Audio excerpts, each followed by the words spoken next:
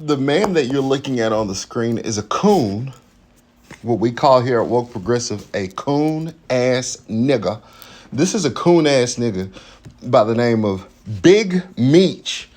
And as you can see here in a mugshot, Big Meech has been in prison since 2008 on the charges of being a drug kingpin. He was a drug kingpin.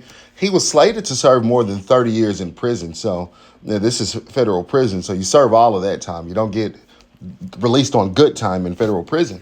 So he was slated not to get out until the year 2038, but his sentence was recently reduced, and now he's at a halfway house. And like I said, I never heard of who this guy was, but if you look at Black Twitter and Black social media at large, oh my God, you have all the hoodlums, all the hood rats coming out of the woodworks like they usually do when some nigga who deserves to go to prison and stay in prison for the rest of his life, like they go crazy whenever this nigga gets out. You got black men out here graduating college. You got black men out here getting married and starting families. You hear not a peep from these hood rats. But the minute a nigga who's in jail, rightfully so, a nigga who deserves to be in jail, the minute he gets out of jail, oh my goodness, the sexy reds, the glorrillas, all the rapper bitches came out. Free Big Meech. Welcome home, baby daddy. Welcome home, nigga. Just absolutely and utterly sickening. And I don't know who this guy is, but I know he's got to be some kind of an idiot. I mean, some black men, you can judge a book by its cover. Right? If you see, he looks to be somewhere in his 30s or 40s. If you're in your 30s or 40s and you're looking like this, something is wrong with you. Who are the women that sleeps with these men? This is why I blame black women. Because if black women stopped sleeping with fools, coon-ass niggas who looked like this, maybe they would stop.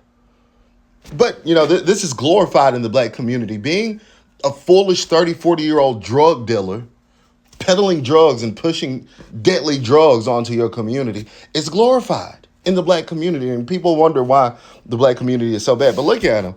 He's got the earrings. He's got the neck tattoos.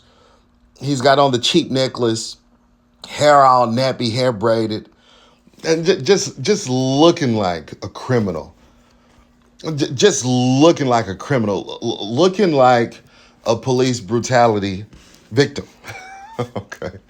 But I'm saying all this because people's reaction to this dude getting out of jail is just indicative of why black culture is so bad.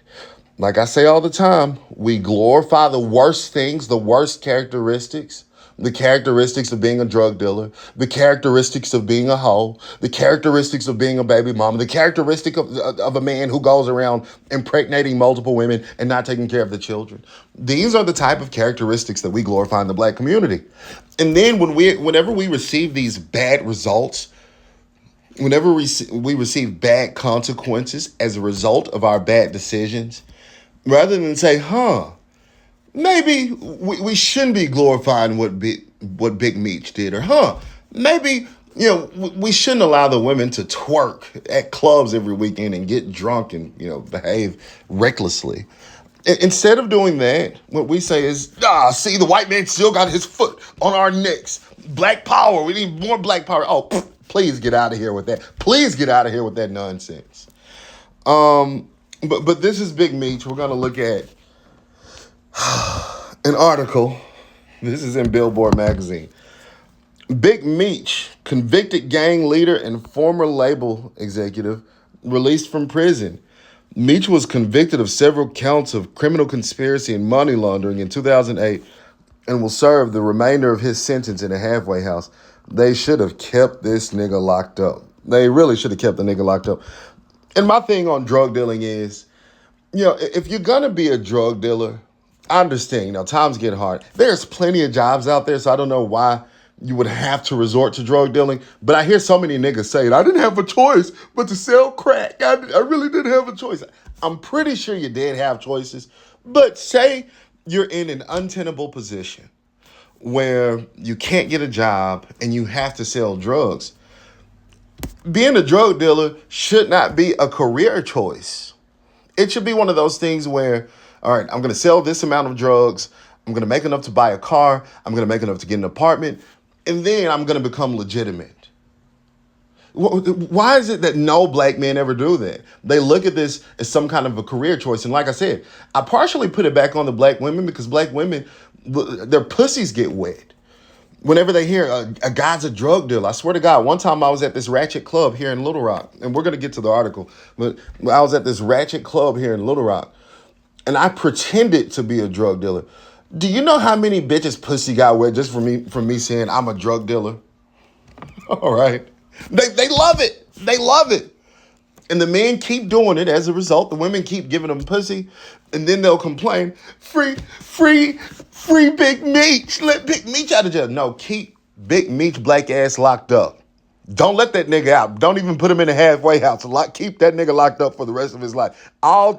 Every minute, every second, every millisecond of those 30 years that he was sentenced, he should serve out his entire sentence. But nonetheless, Demetrius Big Meech Flannery, the convicted drug trafficker and money laundering kingpin who was involved in the early careers of rappers Jeezy and T.I. in the 2000s via his label BMF Entertainment, has been released from prison.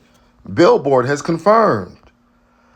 Flannery, who was sentenced to 30 years in prison in 2008 after being convicted on several counts of criminal conspiracy and money laundering for his involvement in the Black Mafia family crime ring, was released from a Florida prison on October 15th, but must serve the remainder of his sentence, which was reduced from 360 to 292 months over the course of his imprisonment in a halfway house.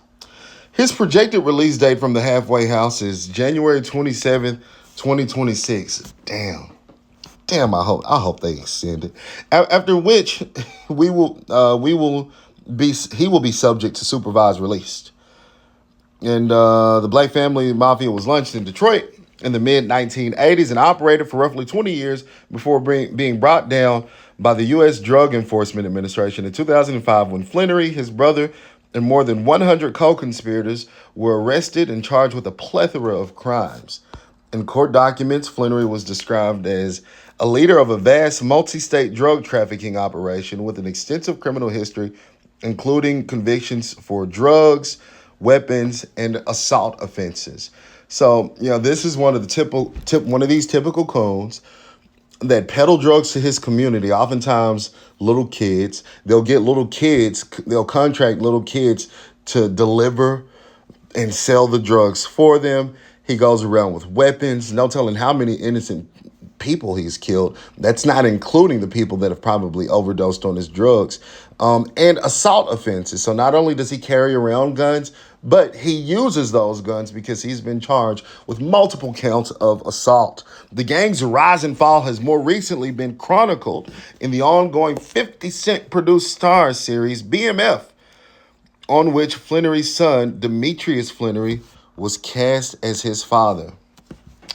Among those commenting on the news of Flannery's release was rapper Sexy Red. Yeah, of course, this nasty, ratchet, ghetto bitch is going to have something to say about it, who tweeted Wednesday, I got to say it like she would say it, so excuse my niggery for a second. Where the welcome home party at? I'm trying to perform for the Frisky. What the fuck does that mean? Why do these niggas talk like that? Oh, Jesus. Let me take a drink. 1 second. Why do they talk like that? Like, why is this considered normal in the black community? Don't you know if a retarded motherfucker walked up, I'm trying to perform Frisky. The same day, Boosie Badass, who I made a video about, I didn't know Lil Boosie said something. Boosie Badass, who's probably even worse than Big Meech, he probably should be locked up too. Also celebrated by tweeting, welcome home, Big Meech, legendary drug dealer, legendary peddler of toxins to the black community, legendary killer in the black community, legendary nigger is essentially what Lil Boosie is saying. And on Thursday, NBA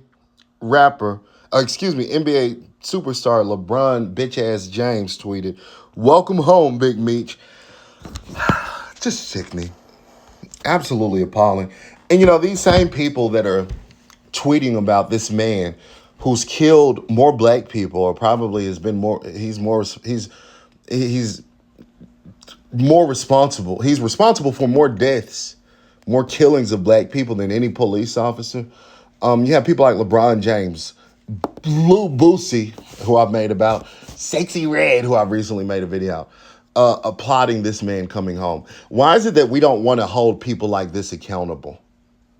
Why is it that the quote unquote best among us, people like LeBron James, why aren't they being called out for playing a role in peddling the glorification of destruction of our own people? This is sick. This is maddening. And it's not something that should be celebrated. This man, in all honesty, deserves every minute of those 30 years that he got. And it's absolutely appalling that our criminal justice system is so weak that we allow these type of thugs to run rampant in our neighborhoods and run rampant in our communities. Let me know what you think about this video in the comment section. And remember to like, subscribe, share, and as always, stay woke.